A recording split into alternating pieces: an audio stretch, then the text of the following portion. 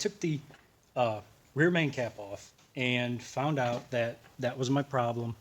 I did measure end play before and it was 0, and now I got 4, so that's good. So something is wrong with the, not necessarily the main cap, but the bearing, the thrust bearing, and it does have some wear marks in the top here. So I'm just going to measure that, and I'm going to measure the other side as well. I'm going to pop that out, and I'll probably end up sanding that just a nudge. And yes, if anyone asks, I do, when I have the caps on, okay, and let me explain something to you, because I haven't seen this in any other YouTube video. Now, when I put the main caps on, okay, I center it in the webbing, okay. Some of these caps, these main caps, are not, they're not the same thickness as the webbing in the block, okay. So I do center these, and if you just bolt them on, one can be off to the, the right, or one can be off to the left. And if you got two lefts and a right, the crank can smack that main cap, okay. So just be aware that that can happen. So I do center these, okay. The main caps are centered in the webbing, every one of them, before they get torqued. And what I do is, when I do I'll put about 10-15 pounds of bolt, foot-pounds of 10 to 15 foot-pounds on the main caps. And what I'll do is I'll get a lead hammer and I'll hit the snout here, and then I'll hit the snout here. And what that does is it will center that thrust. But, after I did that, I did notice either way the hammer kind of bounced and it sounded different, so I knew that there was something wrong. So I did check the end play, it was 0. I took this cap off, and after I took the cap off, I had end play. So what I'm going to try now is I'm going to hit the crank, and I'm going to put light pressure on this and see if I got end play. If I have end play, then that means this wasn't where it needed to be, even though I did hit the crank both ways. And that could be due to the pins in the block. So if you have a block that's on the garage floor and the mains are not in it, and which this more than likely has been thrown around its life.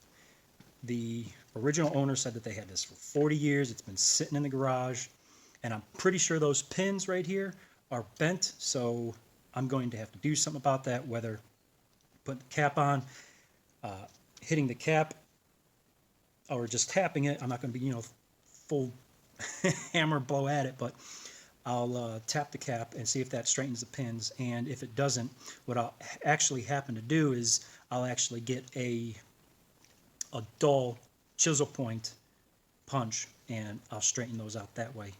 Same goes with this. When you put the oil pump on there, you want to make sure that these pins are straight and that there's no, see, this block has been manhandled. I can feel that right there. I'm going to have to take these pins out and resurface this, which is no big deal, but you just be vigilant of all these little areas that can cause you big problems in the future. Okay. I don't know what else I could tell you from this point, but I'll just take it one video at a time and go from there. So till next time. So I just kind of decided to do this while the camera's on, and I got my dogs running around. So at any rate.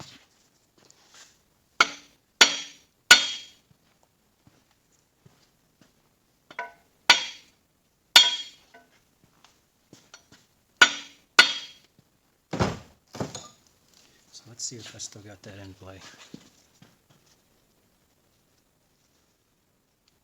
Yeah, see, it's tightening up. That end play is tightening up. It's not.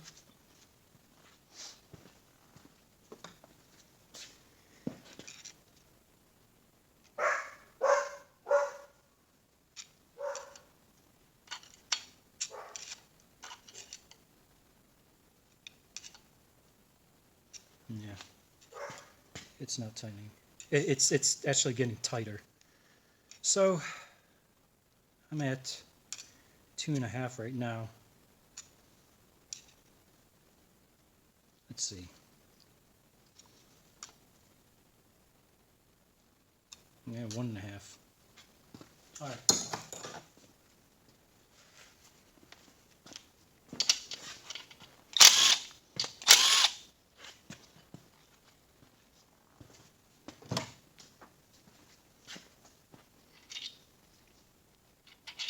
I'm going to take this over to the table.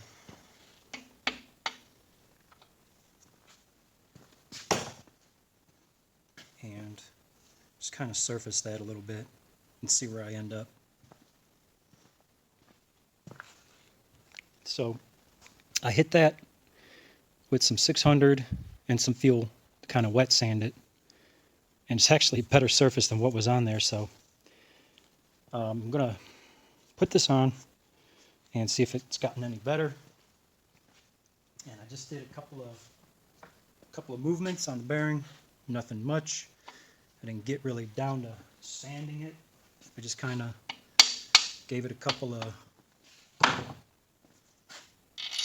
strokes on the sandpaper and left it at that.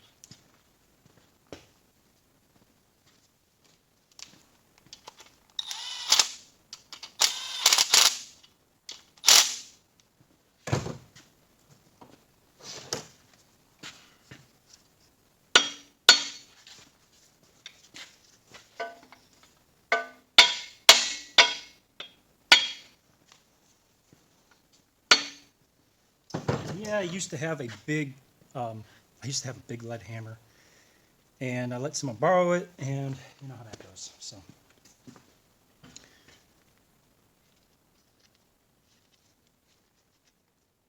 all right, I'm at 2 right now. So I went from 1.5 to 2.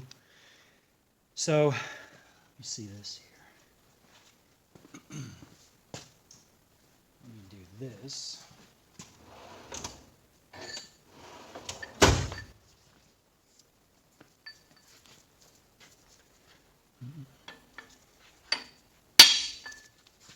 Now you just want to do a positive hit on these. You don't want to really go to town.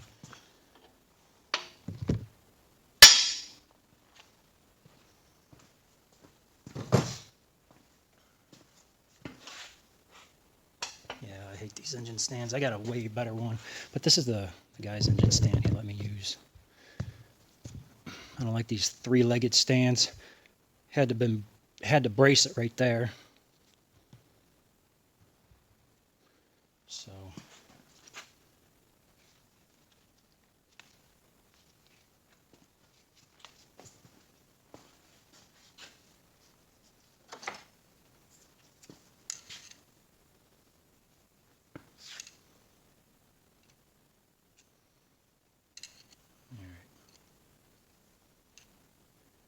I'm going to have to take a little bit more off that and go from there.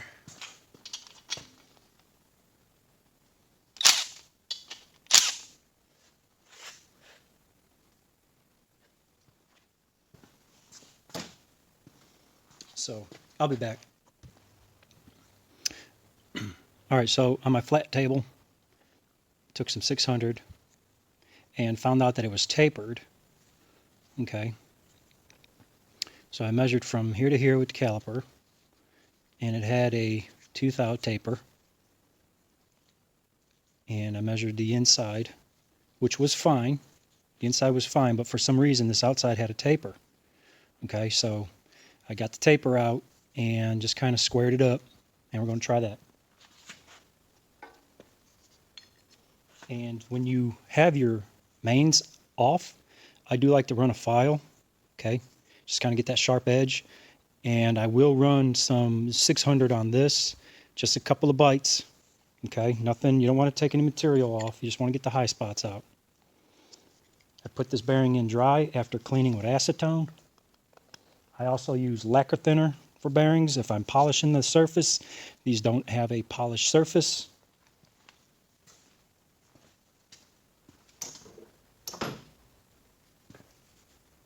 But if I do polish it, I'll use lacquer thinner. and the surface of the bearing will actually have a nice shine to it.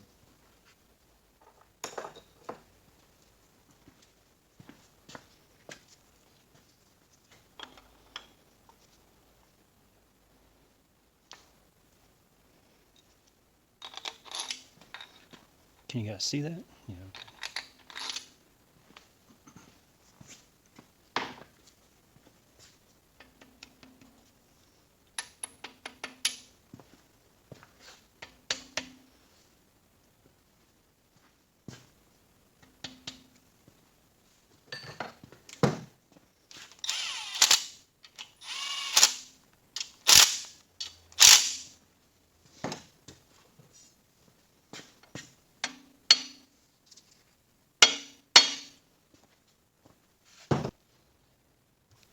All right, so that's done. Sanded it, and you know, a lot of people they think you gotta really be perfect in machining this kind of stuff, and to an extent, yeah. I mean, you gotta be perfect, but clearance is clearance.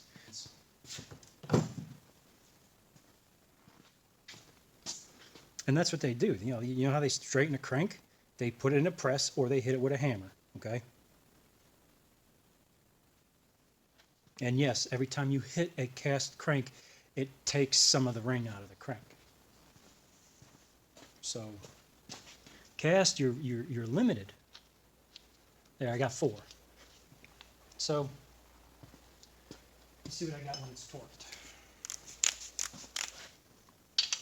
It probably closes up that distance. That seems to be the norm with this. So 0, yeah, 3.5.